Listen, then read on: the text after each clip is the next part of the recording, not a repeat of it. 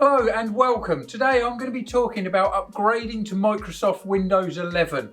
We'll assume that you're already on Windows 10, but you do need to upgrade because it is becoming end of life, middle of October 2025. So you could obviously just buy a new Windows 11 machine and in theory out the box it'll be perfectly fine. But this is whether you're wondering if some or all of your machines that are running Windows 10 will be upgradable to Windows 11. Now there's quite a lot of mixed feelings around this, and if you look on the Microsoft website, the specs that they say are slightly out. The reason I say slightly out is because if you do the original search, it's an article from 2021 when Windows 11 was first released.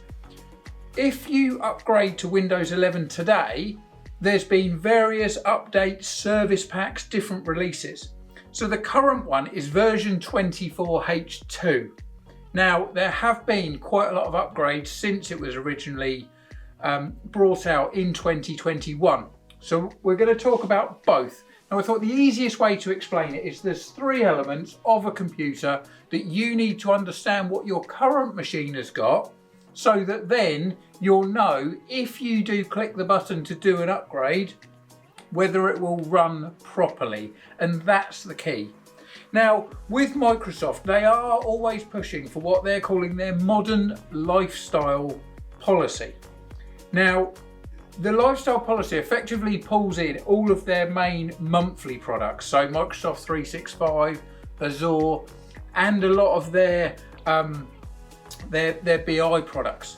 But what they're effectively saying is that we're only going to guarantee that it works properly as long as your computer is good enough, as long as the hardware fits into that policy. So you do just really need to be careful when it comes to if you've got issues. Now, the other element is that Microsoft Copilot is a big part of their future plans. So there takes a lot more power from a computer to run their Copilot.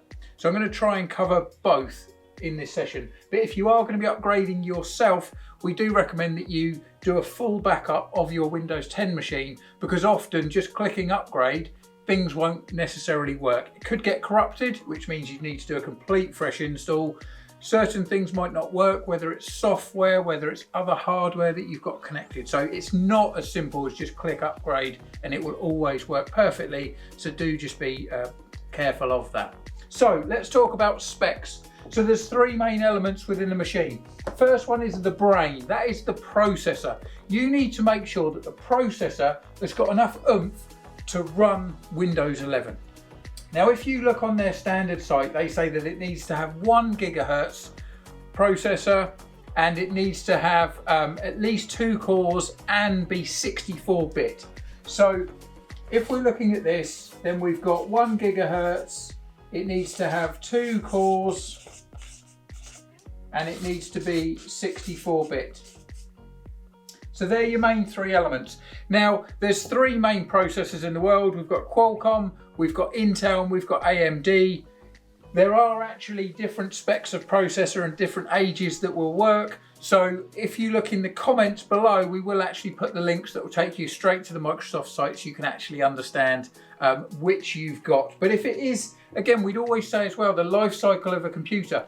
If your machine is over kind of 3 to 5 years old, is it worth upgrading? And that's a big question. So the next element is the RAM, the memory. Obviously the problem is, because we call it memory, people think that we're talking about storage. We're not. We're talking about the RAM, or the memory of the machine. Now, if you go onto the Microsoft site, you'll see that the bare minimum it's saying is 4 gigabytes. But it will run with 4 gig, but to be honest, that'll be really sluggish. It's a bit like, imagine that you're pulling a caravan. If you pull it with a mini, it's perfectly fine on the flat. Get to a hill and you'll struggle. That's exactly what 4 gig of memory is like on Windows 11, but also with the updates. Now, the other thing is, if you go with Windows 11, but Copilot, and you want to use Copilot, the minimum actually is stated as 16 gigabytes, DDR5. So there's a big difference, you see, between 4 gig, which is what they're saying it needs, to actually 16 gig, which is what they're recommending that you should run it with as a minimum. That's not 16 gig max, that's minimum.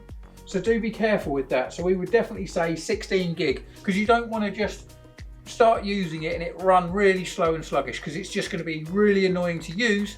And if all of your staff are using these machines, for every 10 to 20 minutes that they're losing in a day, add that up over the year. Don't bother, just replace the machine. And that's why we're always going to look at the total cost of upgrading your computer. It's not just about the physical box. Do you want to spend 500 or £1,000 on upgrading it? It's the total cost. It's making sure that you've got the right tool for the job for your people to be able to work at their best. And then the final element is when we look at the physical storage. So this is how much space on the hard drive. Now it does talk around a minimum of around 50 gig. Actually, in real, 64 gig. However, with Copilot, it then starts to talk about the minimum being 256 gigabytes. So that's a minimum. Now remember, all of the data that you've got on your current machine. Now yes, there's some Windows files and things like that that won't necessarily be there in the storage, but we would always recommend that you look at future proofing. So if you've currently got a computer that's say got 512 gig of storage that's being used, then you need to make sure that you've got extra capacity. So for example, if you've currently got 500 gig on there, we would say a bare minimum hard drive is 1 terabyte. So 1,000 gig is what you want. So you're always trying to future proof yourself. If you max it straight away or close to maxing it, then you're going to need to upgrade it anyway, and then it's a complete waste of time. So minimum 256, but really what we're saying is 1 terabyte if you're using the machine with the storage. If you're just using it as a dumb terminal and your main storage is on the server or in SharePoint, for example, then yes, maybe a 512 is perfectly fine. So it really depends on your setup and your network. But these are the main things, just to keep it nice and easy. Processor's the first main thing that has to be correct. Second one then is the amount of memory that we're saying is 16. And then the next one is the physical storage space. So we hope that you found this useful. If you do need any help when it comes to upgrading your machines, or whether you're just unsure whether you should upgrade or replace, then we can help. Please comment below Windows 11 and we'll be in touch very soon.